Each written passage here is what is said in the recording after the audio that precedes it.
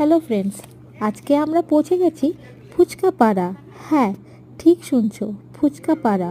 এই ফুচকা পাড়াটি জায়গাতে আমাদের বিভিন্ন রকমের ফ্লেভারফুল ফুচকা, টেস্টি ফুচকা এবং বিভিন্ন নামি দামি ফুচকা শুনতে পারি। যেই ফুচকাগুলোর নাম হয়তো আমরা কোনোদিন শুনিনি। এই কাকি খুব ফেমাস ফুচকা বানায়, দারুণ চাটনি ফুচকা বানায়। এই মুহূর্তে একটা দেখা যাচ্ছে চিকেন ফুচকা বানাচ্ছে। এই চিকেন ফুচকা দেখার মতন। এটা শুনো, এটা চিকেন ফুচকা। শুধু চিকেন আর কি যাবে ফুচকায়? চিকেনের ভিতরে যাবে